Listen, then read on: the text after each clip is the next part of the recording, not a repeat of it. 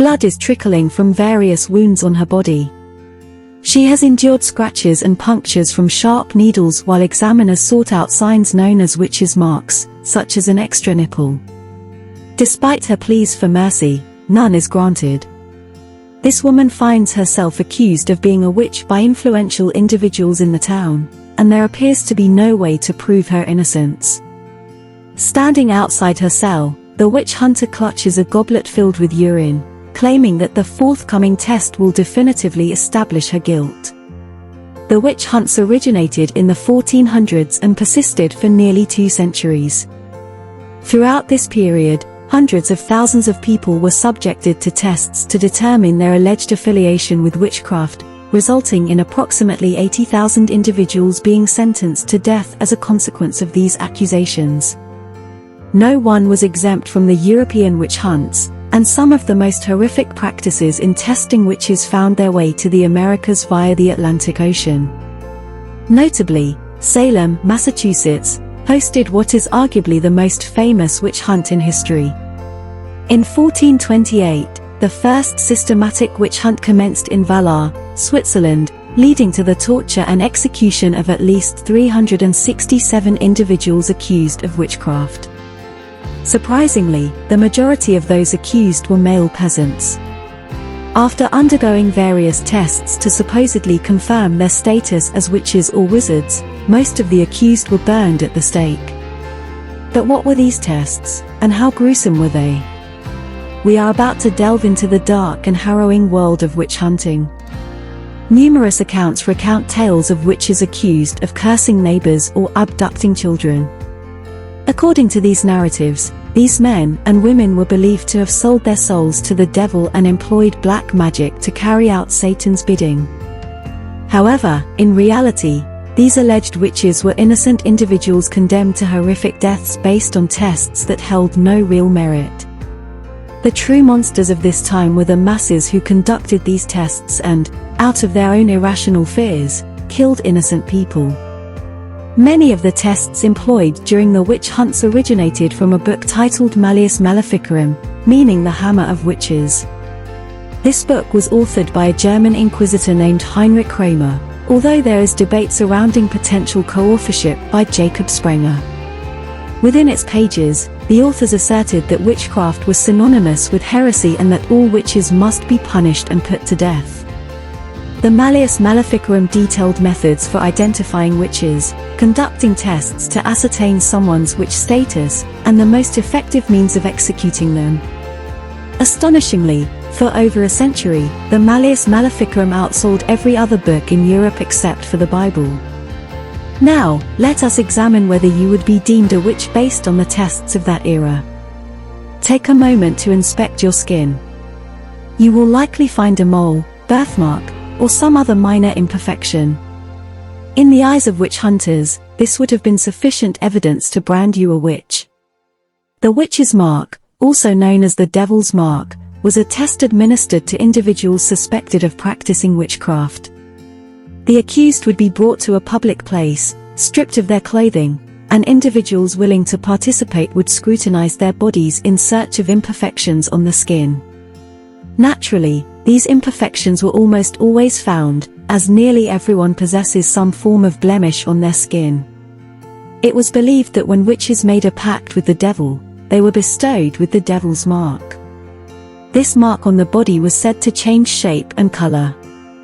Any mole, freckle, or scar could serve as evidence that someone had engaged in communion with Satan and, therefore, was a witch. The devil's mark was also believed to be insensitive to pain, so even when stabbed or pricked, it would not cause the witch any discomfort. However, as this part of the test was carried out, the accused would inevitably scream out in agony as their body was cut into. Yet, the witch hunters dismissed these cries and pleas as mere trickery. Since the accused had already been condemned as a witch, it was deemed impossible for them to genuinely feel anything being pressed into their supposed witch's mark. Even tattoos were used as evidence of a witch's mark. If one were accused of being a witch and possessed a tattoo, sinister intentions were assumed. Even if the tattoo depicted a beautiful flower or the name of a family member, it was believed to have diabolical implications, known only to the witches. Professionals specialized in identifying witches' marks and witches as a whole, profiting greatly from their expertise. Consequently, this lucrative business provided little incentive for the hunters to cease accusing people of witchcraft. However, there was an even stranger mark that people sought when attempting to identify a witch: the witch's teat. The witch's teat, as the name suggests, involved the examination of individuals for a third nipple. Having a third nipple, known as polymastia or polythelia, is a rare condition that occurs naturally. The exact reason behind the development of third nipples remains unclear, but it can occur during the developmental stage when milk line tissues form. Typically, the third nipple is non-functional and does not cause harm to the person. However, during the witch hunts, it was believed that witches possessed a third nipple for their animal familiars to suckle on. Additionally, it was thought that Satan himself would drink from the third nipple. Given that the third nipple does not typically produce milk, this belief was clearly rooted in hysteria and ignorance rather than fact. The witch's teat test was conducted on numerous individuals, yet a significant problem arose. Any mark even remotely resembling a nipple on the chest or midsection was automatically assumed to be a witch's teat. Due to a lack of fundamental anatomical knowledge, many people were sentenced to death during this time. The false accusations became so rampant that some individuals resorted to self-mutilation, cutting away any marks that could lead to accusations of witchcraft. People would willingly burn their own skin or remove imperfections from their bodies simply to safeguard themselves. Unfortunately, the resulting scars often served as evidence of their alleged dealings with the devil, leaving them trapped in a no-win situation. Even if one lacked clear markings indicating their supposed witchcraft, they were not safe from yet another horrifying test that caused immense suffering.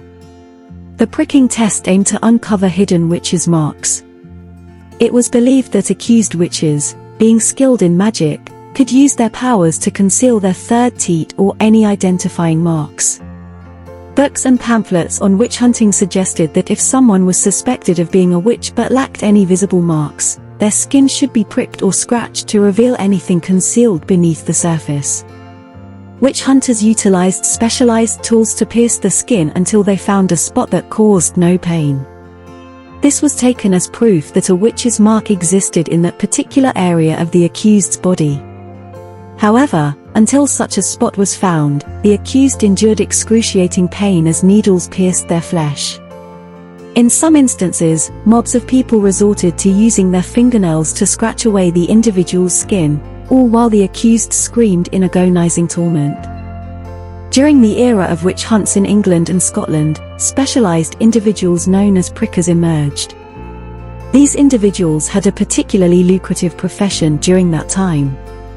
Their role was to identify witches through a test called the pricking test. Prickers would travel across the country, being paid extravagant amounts of money to prick those accused of witchcraft. To deceive the people, they would often use dull needles, making it seem as though they had found a witch's mark when the accused did not immediately react in pain. Some experts even suggested a more gruesome variation of the test. They proposed that scratching the witch who supposedly had cast a spell on you would help break the curse. People would scratch the accused witch until drawing blood, inflicting severe pain. If the person who did the scratching felt better afterward, it was taken as evidence of the accused's guilt, leading to their execution. One well-known test during the witch hunts was the swimming test, also known as the trial by water. Derived from ancient practices, this test involved throwing the accused witch into a body of water to see if they sank or floated. The belief was that witches, who rejected baptism and aligned themselves with the devil, would be rejected by the water and float. If the accused floated, they were automatically deemed guilty, while sinking meant innocence. However, this test had fatal consequences. Due to the rope tied around the accused's neck or waist to pull them out, accidents occurred where they drowned or asphyxiated. In both cases, although no longer considered witches, the individuals met a tragic end. Another unfair test employed during the witch hunts was the prayer test. Accused individuals had to recite verses from the Holy Bible, typically the Lord's Prayer, flawlessly. The high stakes of life or death often caused nervousness and mistakes, leading to false accusations and convictions. Illiterate individuals were also subjected to this test, setting them up for failure and confirming their guilt. Even if someone recited scripture perfectly, it did not guarantee their safety. George Burroughs, during the Salem witch trials, recited the Lord's Prayer flawlessly as he was executed, yet his words were dismissed as a trick orchestrated by the devil. The illogical nature of these tests reflected the overall senselessness of the witch hunts. The touch test was another flawed method used to identify witches. Victims who believed they were under a witch's curse would touch the accused, hoping for a special reaction. If the victim felt better or noticed even a slight change, it served as proof of the accused's guilt. This test often led to the wrongful labeling of innocent individuals as witches. People would falsely accuse those they disliked or had conflicts with, and a change in behavior after the touch would be enough to condemn them. One tragic case illustrating the misuse of the touch test occurred in England in 1662. Two elderly women, Rose Cullender and Amy Denny, were accused of witchcraft by two young girls. The girls would simulate possession or experience pain, tightly clenching their fists. When Rose and Amy were brought into the room and touched the girls, their fists magically opened, seemingly breaking the spell. However, despite passing the touch test, both women were sentenced to death, as belief in their witchcraft persisted. Their pleas of innocence fell on deaf ears as they were led to the gallows. Witch cakes represented one of the most repulsive practices among the witch tests. These cakes were made using a victim's urine, mixed with rye meal and ashes. The resulting witch cake was fed to a dog, as dogs were believed to be witches' familiars. Witch hunters hoped that the dog would become possessed by the witch's magic and reveal their identity and location. The outcomes varied, with some dogs revealing nothing and others leading to false accusations against unsuspecting individuals. Mistakenly consuming the witch cake could also occur, resulting in a disgustingly grim experience. The incantations test, another unreliable method during the witch hunts, involved forcing the accused to order the devil to release a supposedly possessed victim.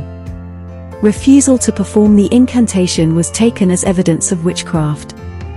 Those who persisted in their refusal would be subjected to torture until they finally recited the incantation.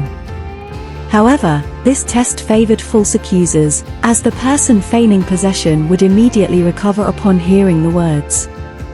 In conclusion, the witch tests employed during the witch hunts were far from fair or unbiased. They relied on superstition, fear, and manipulation, leading to the wrongful persecution and execution of countless innocent individuals. These tests, such as the pricking test, swimming test, prayer test, touch test, witch cakes, and incantations test, demonstrated the irrationality and cruelty that defined this dark period in history. The events described were nothing more than a grand illusion. However, in an attempt to maintain fairness during the incantation test, witch hunters introduced a measure of control by having other individuals recite the same words.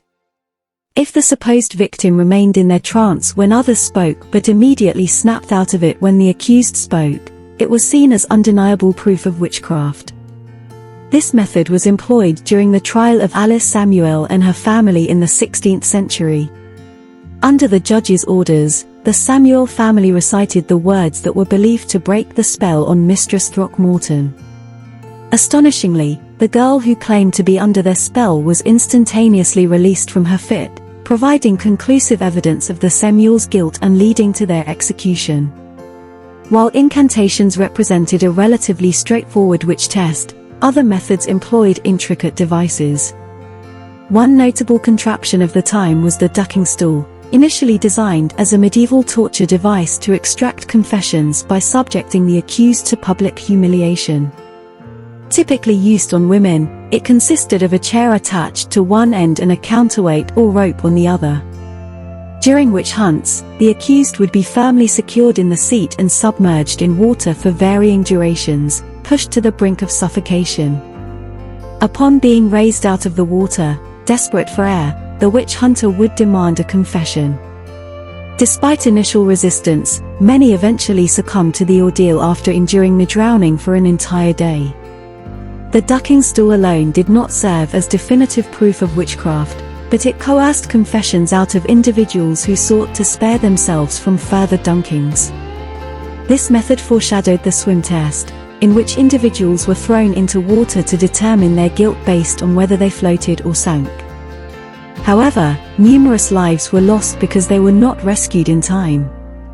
If their lifeless bodies washed ashore, they would be posthumously declared innocent, but it offered little solace. In some instances, traditional torture methods were employed instead of witch tests to extract confessions. Giles Corey's case during the Salem witch trials serves as a notorious example. Aware that there was no escape, Corey opted not to plead guilty or innocent. He endured the pressing of heavy stones until his death, ensuring his family retained their land rights.